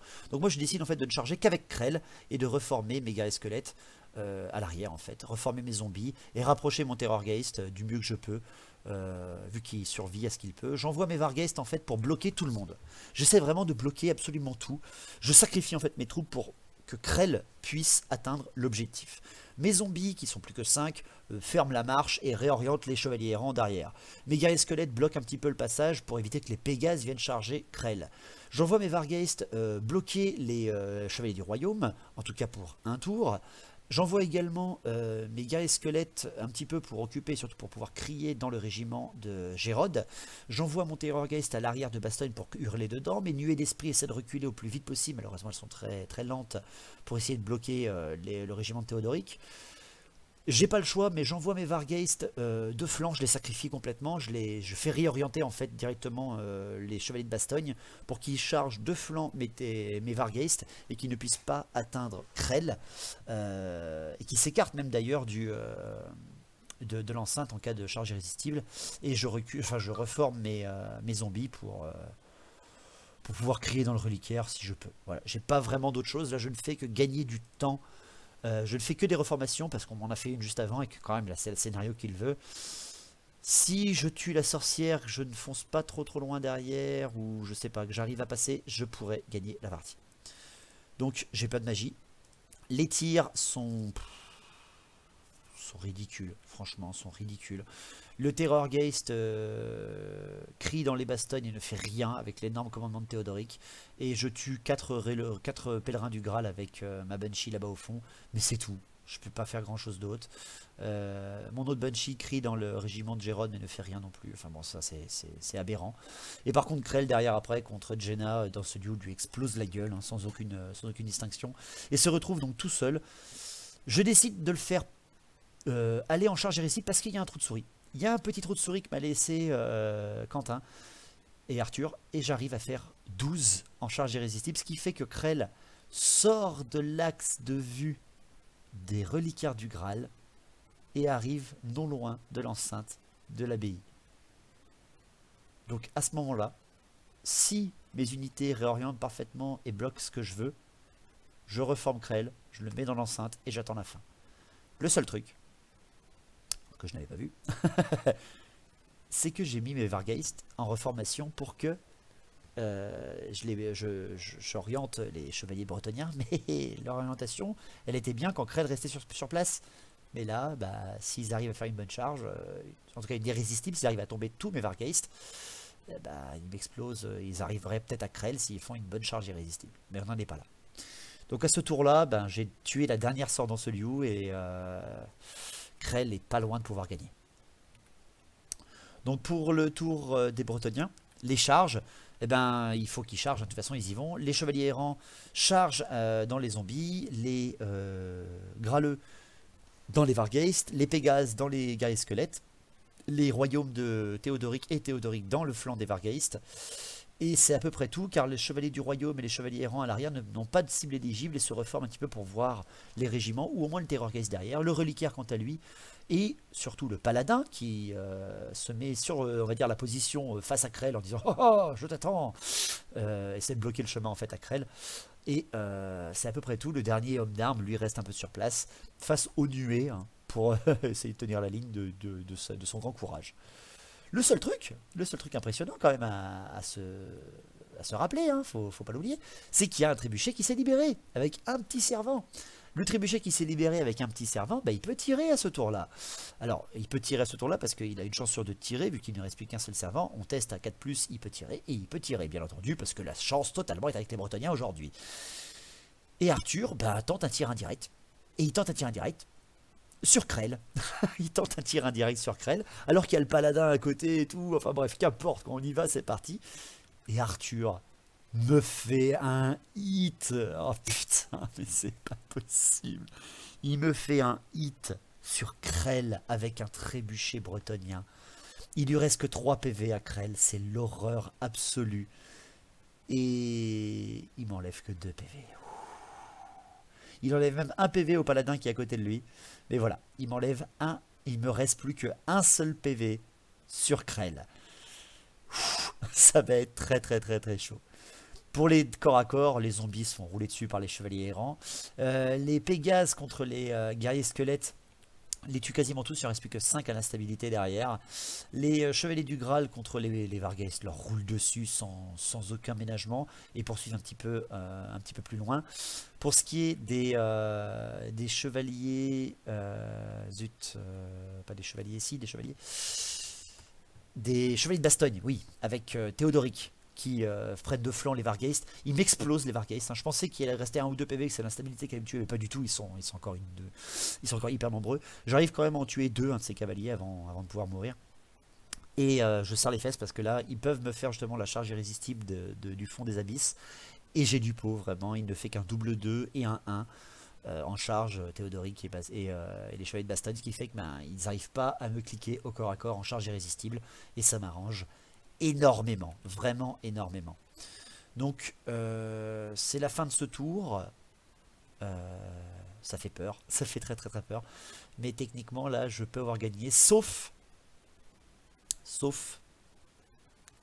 si les sombres enchantements sont de mon côté, ou alors si le test me permet ou non de mourir ou pas avec l'instabilité de mon armée, car je n'ai plus de général capable d'accueillir les vents de magie vampirique. Donc déjà les sombres enchantements ça se passe bien, je récupère quelques zombies, quelques guerriers squelettes, je récupère même un PV sur Krell. Le seul souci c'est que derrière je teste l'instabilité, et là l'instabilité me fait popper mon Terrorgeist sans ménagement, hein, je meurs comme une merde. Je perds aussi mon avant-dernière nuée, il ne m'en reste plus qu'une, donc c'est pas génial. Mais je peux faire quelque chose d'assez intéressant. En termes de charge, j'envoie ma nuée sur le pauvre petit homme d'armes bretonien qui reste. Pourquoi? Parce que je peux aller cliquer Théodoric au corps à corps en fait derrière par une charge irrésistible. Ça c'est pas mal. J'ai pas grand chose d'autre malheureusement à faire en termes de mouvement. J'envoie juste mes zombies et leurs banshees vers les pieux, pour prendre la position des archers bretoniens. Et j'avais aussi envoyé en charge mes guerriers squelettes contre les chevaliers du royaume de Montfort. Et enfin, bah voilà, oui, hein, je contourne, je fais pas rêver, je contourne le paladin et j'envoie Krell à l'intérieur des murs de l'abbatiale. Donc, l'abbaye Maisontal, à ce tour-là, Krell est à l'intérieur. Donc, bah, mentalement, j'ai gagné, pour moi. Pour moi, j'ai gagné. Mais bon, il faut que je tienne techniquement jusqu'à la fin. Enfin, il faut que je tienne jusqu'à la fin du tour. Et le seul souci, c'est qu'il y a quand même pas mal de chevaliers qui sont libres de me charger, en comptant les errants ou en comptant surtout les graleux avec Gérode, parce qu'on a bien dit que seuls les seigneurs comptent dans l'abbatiale pour le scénario, hein, sinon les unités peuvent venir. Donc les corps à corps, bah, les Pégases ils explosent les guerriers squelettes, il n'y a pas moyen, hein, c'est sûr. Les guerriers squelettes contre les royaumes, vu que c'est moi qui charge, il n'y a pas le piétinement, il n'y a pas la lance, c'est quand même pas si mal. J'en tue un de mémoire, ouais, j'en tue un par chance, mais par contre après elle m'en explose 4. Donc bon, l'instabilité me fait popper encore un peu, mais ça va, j'aurais pu être pire. Et Manué contre le pauvre homme d'armes tout seul explose l'homme d'armes et arrive au contact de Théodoric et bloque le régiment de Théodoric. Je charge de flanc, mais bon il a encore beaucoup de boost de rang, mais j'ai encore 2 PV. Donc ça pourrait peut-être le faire, on va voir. Donc pour le tour des Bretoniens, c'est le dernier tour. C'est le dernier tour des Bretoniens. S'il n'arrive pas à choper Krell, j'ai gagné. Krell est à l'abri, il est vers le grand trésor. Il a devant lui, à l'intérieur de l'abbatiale, il sent le bâton de Nagash, il sait qu'il est là. Il est là. Il n'y a plus que lui. C'est donc à ce moment-là que les dernières charges retentissent. Les reliquaires du Graal foncent dans les zombies avec la Banshee. Et Gérode et ses cavaliers foncent, et ses chevaliers du Graal foncent à pleine vitesse, soutenus donc par Marie, à travers les murs d'enceinte de l'abbaye. Ils sautent par-dessus, ne perdant aucun des leurs, et arrivent à pleine vitesse sur Krell, où Gérode, après avoir nettoyé les unités devant lui et avoir échoué contre Kemmler, veut venger la rébellion de Malobod et arrive à pleine vitesse contre Krell. Les reliquaires contre les zombies explosent 18 zombies avec la stabilité, je me rappelle. Ils m'explosent les reliquaires du Graal. C'est vraiment très impressionnant. Et en plus, avec la petite magie, j'ai oublié de préciser, Un arrière est tenté sur Krell mais ne réussit pas, et le puissant en force et en endurance c'est trop loin, donc il est tenté sur les royaumes qui affrontent les guerriers squelettes. À la fin il ne reste que 3 guerriers squelettes qui affrontent les chevaliers du royaume qui sont encore ils sont encore une dizaine, donc c'est foutu, vraiment, véritablement foutu. Il n'y a que Krell contre Gérod qui peut essayer de sauver la situation. Le seul souci c'est que Krell n'a plus que 2 PV, et Gérod est un monstre de corps à corps qui est immunisé au coup fatal et surtout qui frappe avant moi. Et Marie nous fait un perfect absolu de la Bretonnie. Elle me passe les 4 attaques et elle me blesse les 4 fois avec une force de 6, annulant ma sauvegarde d'armure et me faisant mourir Krell au dernier tour. C'est donc par la puissance de la Bretonnie, de l'alliance de ces 3 généraux, que la victoire va à la Bretonnie. Arkhan, Kemmler et Krell ont été vaincus à la 12e bataille de la maison Taal. Donc dans notre univers, dans Warhammer Made by Amateur End of Time, Aliatra n'est pas prisonnière des vampires et Arkhan a été refoulé avec Kemmler et Krell à la maison Taal. Donc il n'y a bien que Manfred encore qui pourrait peut-être s'en sortir, mais sinon ils sont un petit peu dans la merde là, faut l'avouer. Donc voilà, c'était cette énorme bataille. La vidéo était longue, la présentation était longue, je sais, mais il fallait, c'est une énorme bataille, c'est le retour des vacances, on recommence donc les gros formats, 4500 points, de la bataille scénarisée, de la règle spéciale, des héros qui arrivent au dernier moment, des trébuchets qui one-shot, enfin bref, c'était pour vous faire plaisir. On a passé un super bon moment, une partie de 4h30, 5h à peu près, elle n'a pas été si longue que ça finalement, ça a été assez cool. Bon, ils n'ont pas pu enregistrer avec moi, tant pis. Je le précise maintenant, voilà, je le précise maintenant parce que j'ai quelque chose à dire quand même pour clôturer cette vidéo. On est un peu plus de 1300 quand même maintenant sur la chaîne. Il y a des commentaires qui fusent, hein, il y a pas mal de commentaires. Et il y a surtout aussi, je trouve, hein, je pousse un peu mon coup de gueulante, beaucoup de commentaires qui ne servent à rien à part se plaindre, vraiment. Donc ça commence un peu à me saouler. Je le dis, hein, voilà, après je suis pas là pour faire la police, mais si ça commence vraiment à me saouler, ben, je vais commencer à bannir des gens qui vont me gonfler, hein, je le dis direct. Je l'ai déjà fait, parce qu'il y en a qui étaient vraiment insultants presque, donc voilà, je peux me permettre de faire ça maintenant. La chaîne est surtout un endroit pour se regrouper, nous tous fans de Warhammer, et je le précise, voilà, je vais commencer un petit peu à faire ma loi sur la chaîne, on est un peu plus de 1000, hein, 1300, donc voilà. Je vais commencer à être un peu plus sélectif pour ce qui est de la chaîne en tout cas, et surtout des commentaires. Vous êtes tous adultes ou majeurs, ou alors simplement vous êtes tous des humains. Soyez un peu respectueux envers les joueurs, et surtout aussi un peu respectueux envers moi, hein, merci. Mais bon, je suis pas là pour souffrir, ok. Bref, on s'en fout. La prochaine baston se passera la semaine prochaine, parce que je vais pas vous faire tout de suite le JDR ensuite. Pourquoi? Parce que j'ai pas de disponibilité avec mes joueurs. Il y aura le retour de Valérie Gallard, hein, de votre héros nain, dans pas longtemps, qui sera justement certainement en allié avec les Bretoniens. Vous avez encore une bonne semaine pour voter. Donc merci à tous. On se retrouve la semaine prochaine pour une nouvelle partie de Warhammer Made by Amateur. Portez-vous bien et longue vie à Battle, au Battle. Allez, à plus.